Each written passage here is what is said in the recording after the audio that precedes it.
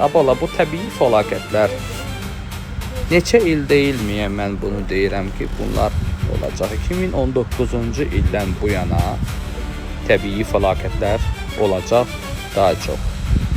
Və keçən illərində də ən çox sellərin ili olacaq dediyi proqnozdan sonra mənə irad tutanlar deyildinizmi ki, sellər həmişə olur da Nadim bəy. Mən deyəndə ki, son 50 ilin, 100 ilin selləri olacaq.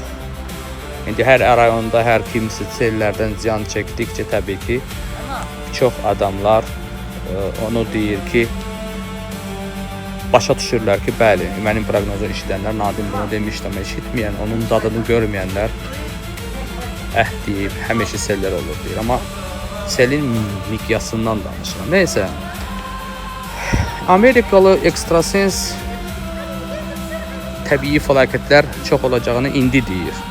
Çünki zamana baxır. Çünki Venezuela'da, Meksikada, Yaponiyada ardıcıl bu aralar zəlzələlər oldu. Amma bunlar olana qədər dünyanın hər yerində ardıcıl zəlzələlərin olacağı və sonra da gəlib bütün dünyanın hər yerində zəlzələlər adi halına gələcək deyən mənəm və hələ ki bu təzə başlanıb və daha çox olacaq. Bunun içində sellər, küləklər, yanğınlar, hər şey var da təbii fəlakətlə aid olan. Amma Amerikalı ekstrasens 2028-ci ilin sentyabr aya qədər Azərbaycanda 8 civarında zəlzələ olacağını deyibmi? Eminlə 2028-ci ildə Azərbaycanda 8 oranında zəlzələ olacağını Amerikalı ekstrasens demir. Bax, bunu Azərbaycanlı ekstrasens deyir. Amerikalı ekstrasens belə deyir. Utanmırsınız, Amerikanın dediyin ekstrasens, dediyin proqnozlar. Mən sizin Azərbaycan ekstrasensi neçə illərdir bağırır və onları da yaşayırsınız. Niyə siz demirsiniz, ay medialar? Yaltaqlıq bizim sanki qanımıza oturublar. Çox üzr istəyirəm. Çoxlarına aiddir, hamıya da yox. Götürüb o baş verən şeyləri filan Amerikan ekstrasens deyib deyəcək. Tarixlərə bax. Amerika da axı böyükdür. Böyük şeylərə belə hamarlayan şeylərə yaltaqlanan, sabun tutan çox olur. Lazım deyil, böyük yerlərdən tutmaq. Küçük olsun, dəyərli olsun.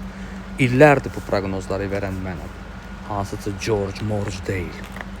Olmasın bu şeylər, ondan olmasından yana da deyiləm. Sadəcə deyirəm ki, Amerikalı ekstrasens yox, Azərbaycanlı ekstrasensin yerini bilən, onların dediyini proqnozları illərlə deyən heç bir ekstrasens dünyada yoxdur. Sizə bir arada da Nuh gəmi eləyən peyda olmuşdu. Onu da paylaşırdınız. Mən o zamanı da dedim ki, elə şey olmayacaq. Niyə demədiniz ki, Azərbaycanlı ekstrasens dediyin düz çıxdı, olmadı elə bir şey.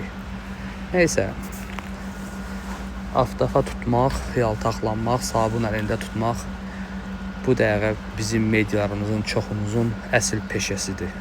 Çoxların hamıya aid deyil. Ona görə də nə qədər ki elə insanların əlində media olacaq, o qədər də düzgün deyən, düzgün insanların yeri olmayacaq. Petuxlara yayınlar açacaq, petuxlara baxanlar çox olacaq, fahişəlik baş alıb gedəcək bloger söz altında. Onun bunun qeybətini danışan gic-gic adamların dövrüdür. Onlara da baxanlar hələ onun taylarıdır.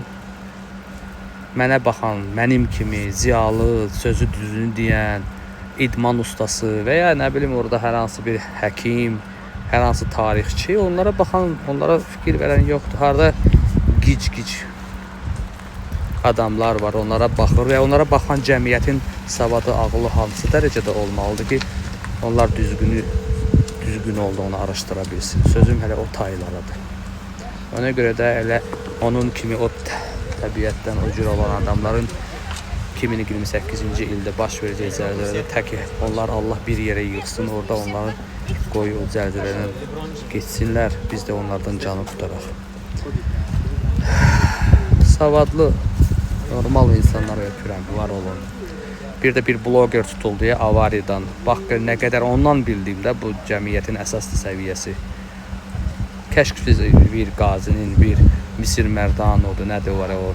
Onun da dalınca, onun kimi insanlar da belə dəstək olardı.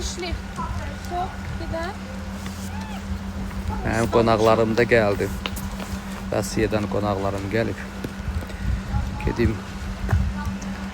Onlar parım bitki çöreği verim. Bu arada prognozda bitirdim. Allah sizi həqiqətən də baş verəcək bu təbii fəlakətlərdən 2028-ci ildə baş verəcək. Azərbaycanda büyük zəlzələdən 8 oranında 8 rəqəmi görürdüm. Həmişə onu açıklamış oldum. Onu bir daha yeni açıklayacağım. 8 oranında zəlzələ Azərbaycanın sentyabr ayına kadar 2028-ci ildə gözlədiyini bir daha xatırlayıram. Bunu hələ ki deyən heç kim yoxdur.